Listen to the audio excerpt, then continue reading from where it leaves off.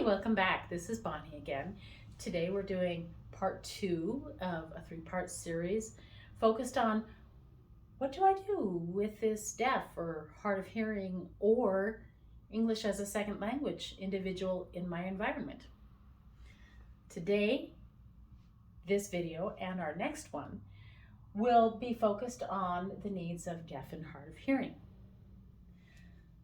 So, number one, I want to tell you that most deaf or hard of hearing people prefer that term, deaf or hard of hearing, rather than hearing impaired, because tagging that word impaired on makes some deaf people feel like you're kind of looking down on them and saying that they're less capable, which is absolutely not true. When you're with a deaf person, directly address them. Yes, communication might be a little bit awkward, but you can get through it. I trust you with this. If you don't have an interpreter there, write. It works. Some deaf or hard of hearing people have quite a bit of language deprivation though, and so writing doesn't always work well. And in that case, draw, gesture, act it out, or use your smart device and pull up some video or images to help convey your meaning. Be patient, so that those kinds of communications just take extra time. And if you're working through an interpreter as well, first of all, again, look directly eye to eye with the deaf person, because they really rely on that eye contact, and it's culturally rude for you to look away consistently. So if you are with, if this is yourself and the interpreter and the deaf person, and you're speaking, that information goes to the interpreter, who has to take that concept and break it down and put it out into the appropriate format for the deaf person, who then, if they don't speak for themselves, if they don't voice for themselves, has to sign back to the interpreter, who then has to put it into English for you. Well, clearly this takes a little extra time, right? So give a little delay if you're asking questions of a group, especially. It's really frustrating to be the person that's never given enough time to respond. And this also will benefit people who have some issues processing and putting things out verbally.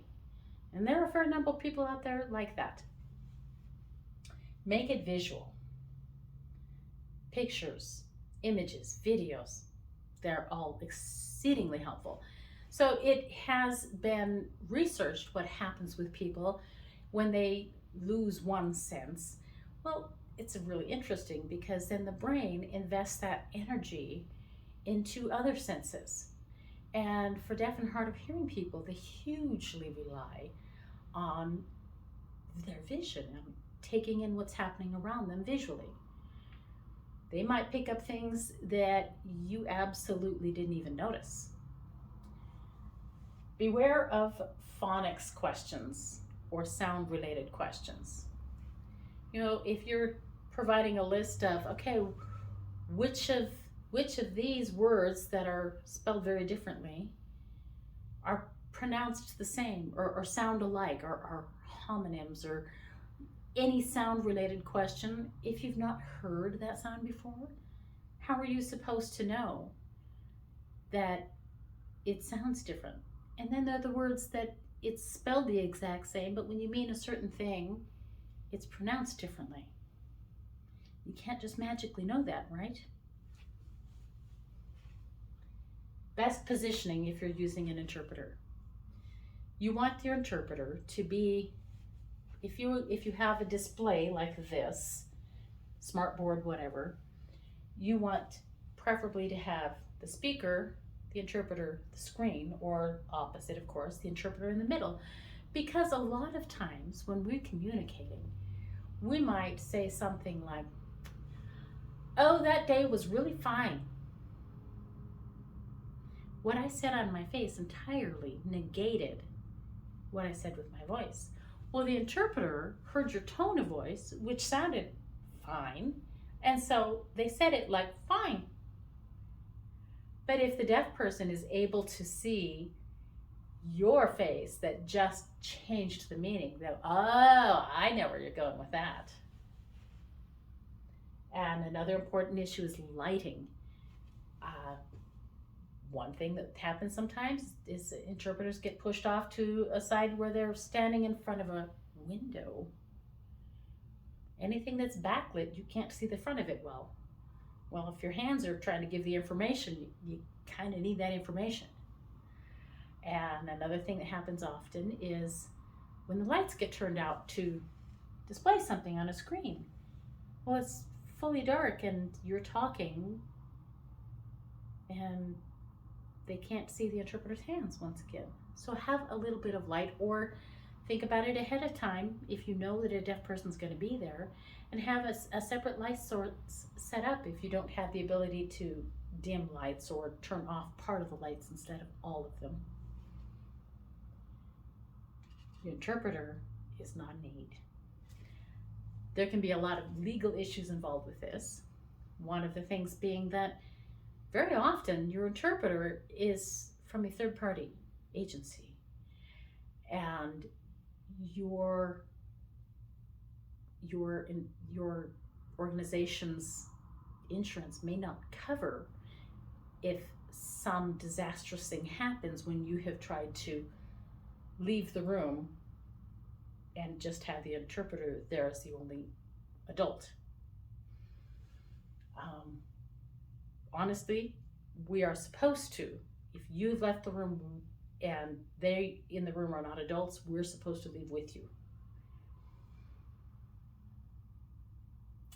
And please don't as well try to send them off to do tasks like an aid, then leaving your deaf or hard of hearing person without communication. And that's not fair or right. We're here as language facilitators. Statistics. All right, this part kind of breaks my heart. But forewarning, most people prefer not to be pitied, but to be understood. So I'm going to give you this information to help you understand and maybe be more motivated to handle things a little differently. Most deaf people are born into hearing families. And in those hearing families, less than 40% of them learn how to sign. Now, some families, they really devote themselves and they work really hard at teaching the child to lip read and all of those things, and that's great if you're making sure that they're getting language and communication.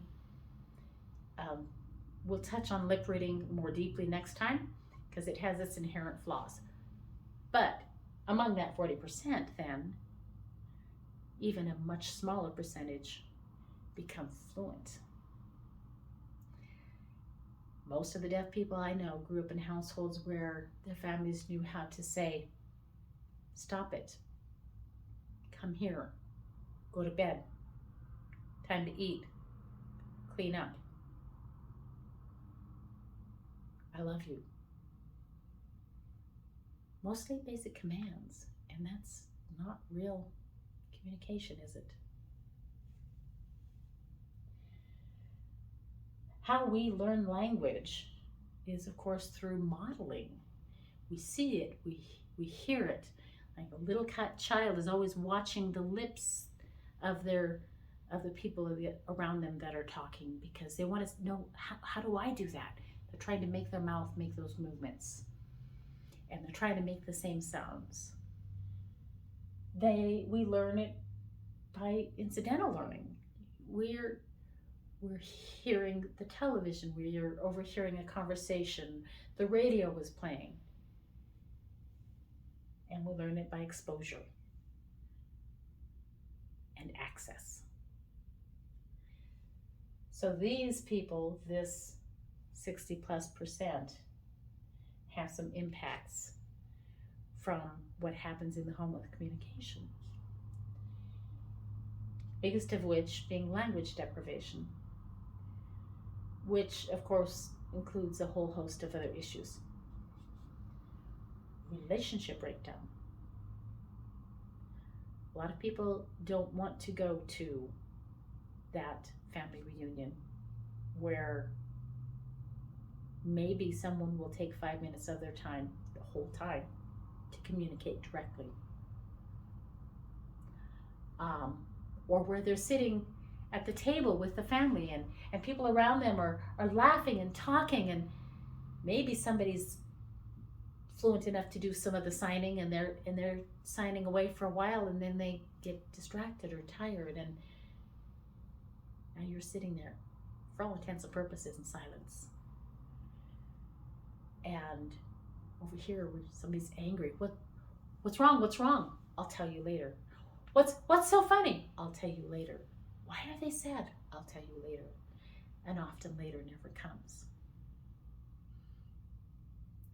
You know, that response feels an awful lot like intentional exclusion, even though it's not intentional. And it certainly feels like isolation. And so we have misunderstandings, and we have a lot of communication breakdowns. One deaf person that I know found out about 2 years after the fact that his grandfather had died, because no one had thought to directly tell him. This is not uncommon.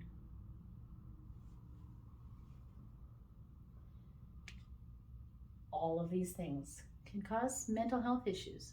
If you're constantly feeling isolated and misunderstood, it begins to feel like being unwanted and rejected, which can lead to depression and hypervigilance and taking what bit of information 2 + 2 = 586, so overreaction to things or underreaction to things.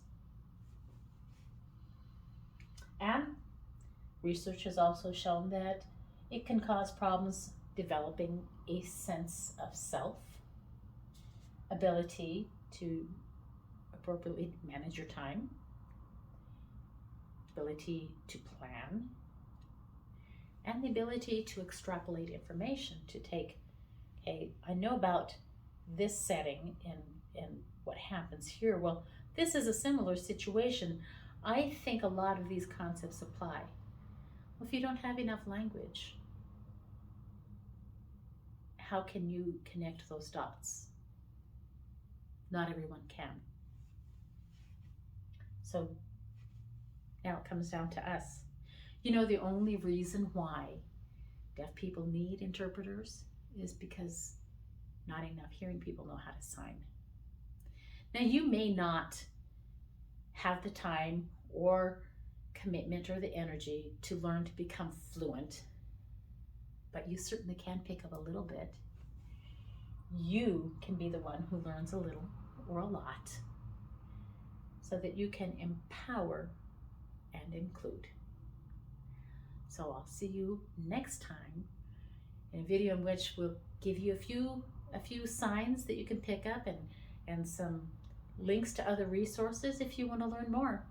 And again, you can always ask a deaf person, how do you sign this? Sign this. So thank you. We'll see you next time.